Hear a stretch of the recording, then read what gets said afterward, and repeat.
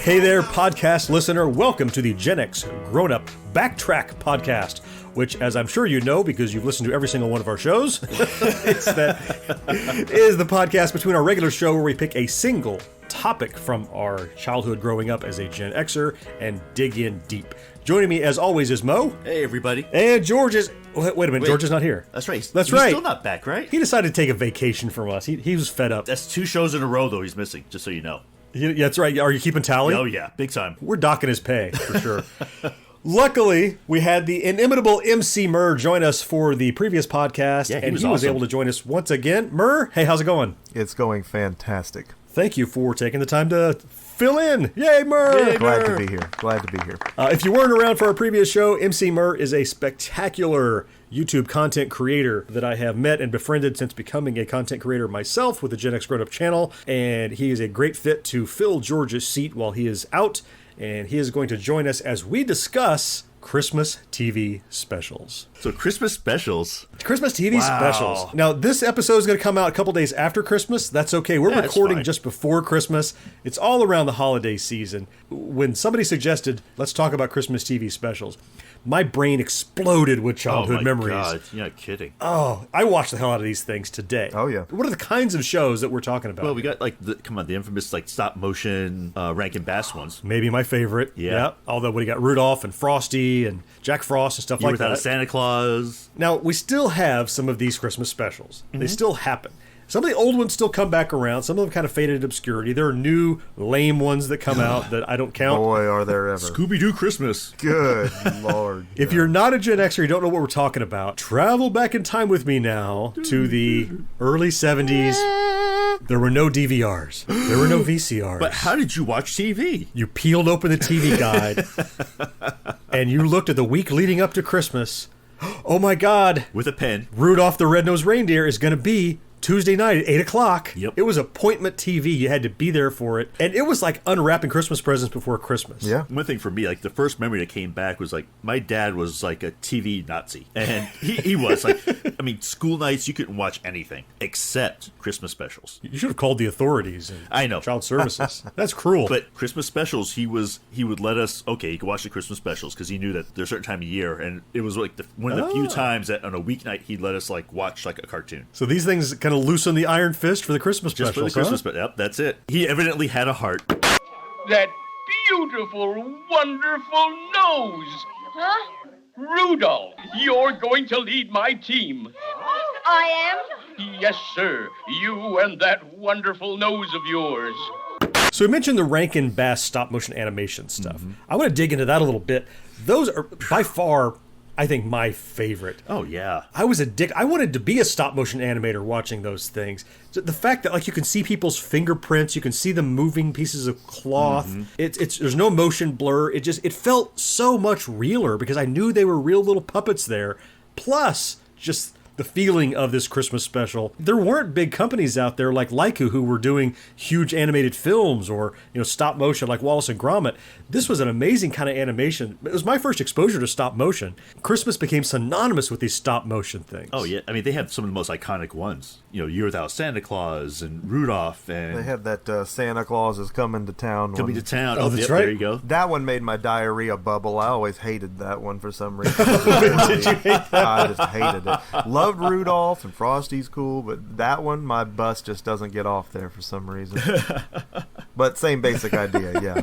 Same type of, but for some reason, I just hated that one. I don't know why. I don't totally disagree. I still enjoyed Santa Claus is Coming to Town, but it was kind of super saccharine. It was super sweet. Yeah. The Year Without a Santa Claus, so much better. Do you know this one? This is the one where... Oh, I'm going to have a blue Christmas without you. Yes! I don't know if I saw that one. Usually I just do Rudolph with everybody here, and that's the most they get out of me. I love it, but yeah. You should dig into The Year Without a Santa Claus. It's a better Santa Claus story, frankly.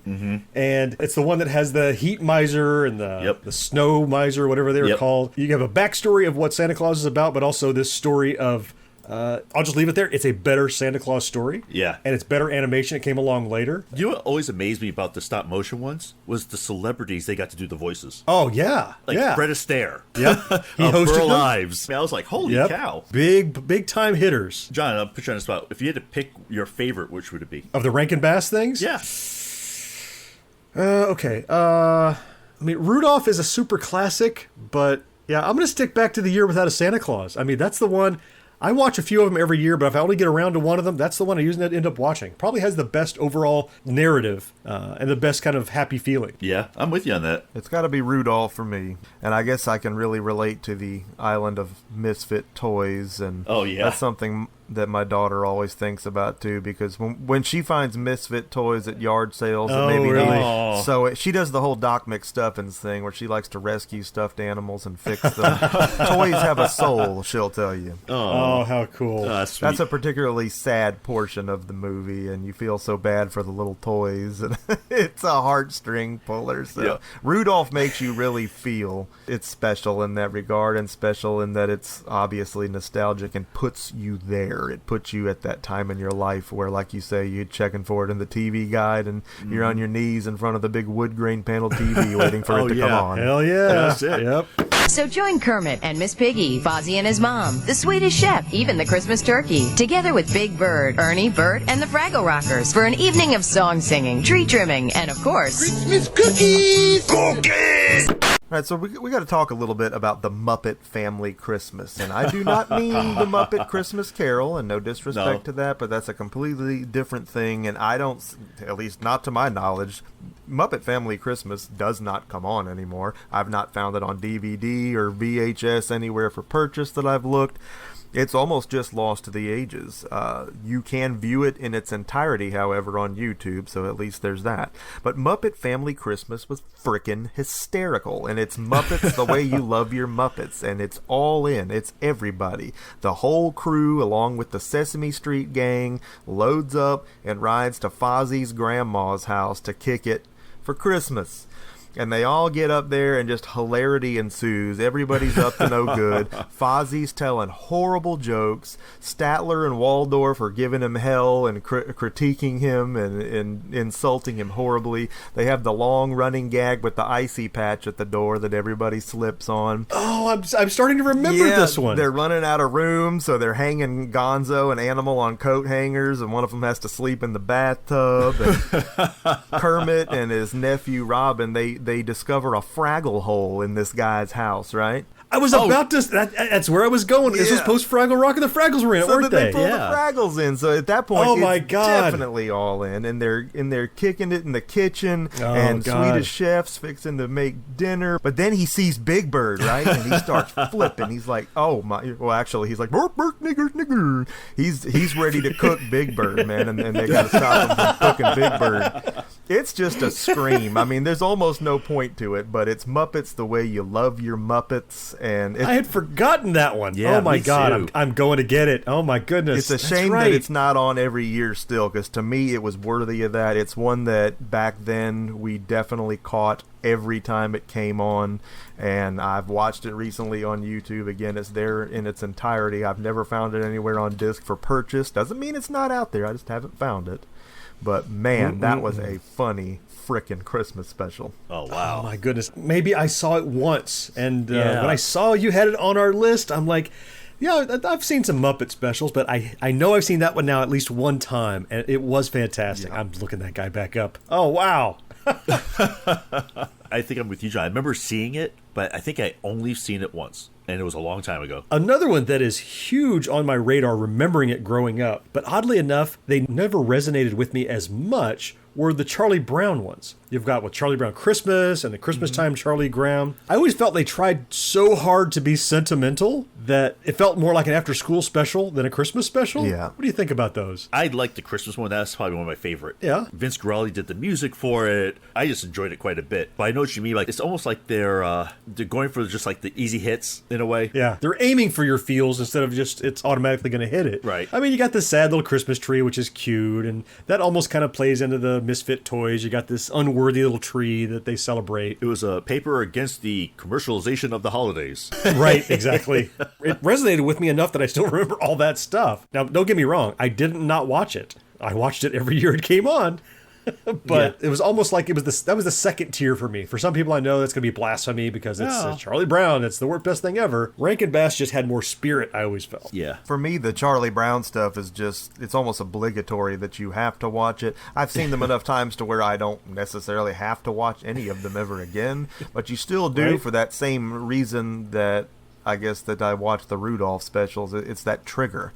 It puts you there. It puts you at that time. It's so nostalgic that it evokes that feeling, I guess. It feels good. So you just watch it over and over again. But if I miss it, it's not the end of the world. In a way, though, I'm almost a little jealous of you that you have young kids again. Because my kids are all older, but I remember when they were younger and sharing this with them, it was like reliving it again. It is. It's you special. have the opportunity to do that, which is pretty cool. As you go through the mandatory indoctrination of your kids into these things that we shall not let be forgotten, you're getting to kind of relive them now, which is really awesome. Absolutely, yeah. That's pretty cool. That's fantastic. Yeah. Oh, man. From the biggest Who in Whoville to little Cindy Lou, Mr. Grinch, we have our eye on you. How the Grinch Stole Christmas.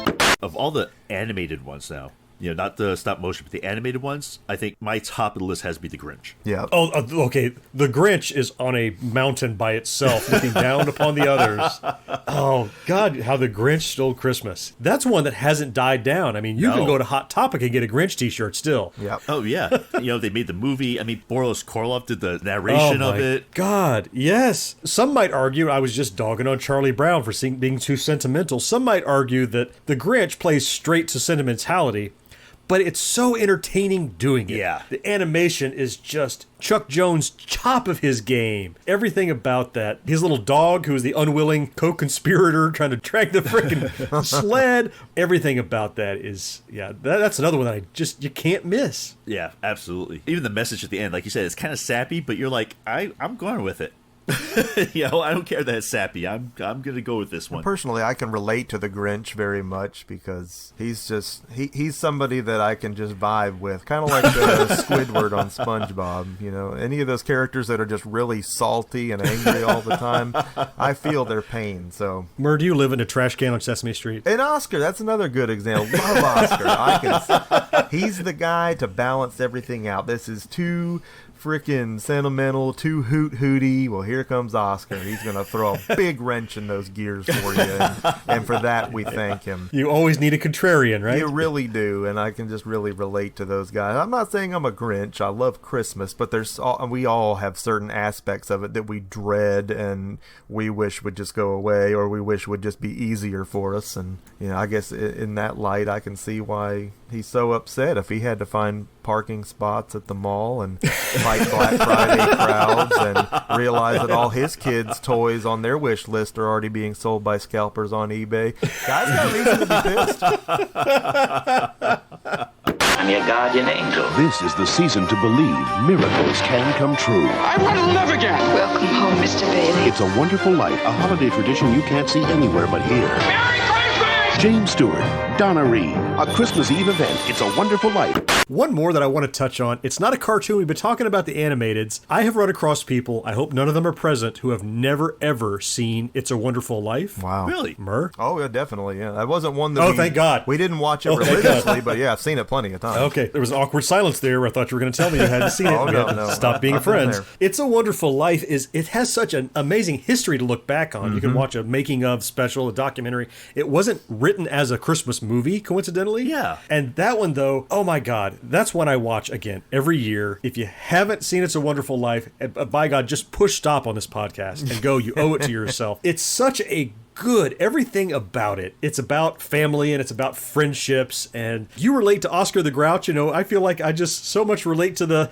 old Bailey building and loan guys. It don't always get to be the most successful or the most rewarded, but you just kind of plug away and do what you can and nurture relationships, and in the end you find out, hey, all that is what made you rich. And that's what I always associate. And there's no, of all the isms, commercialism is the worst one, that he's talking about with the Santa.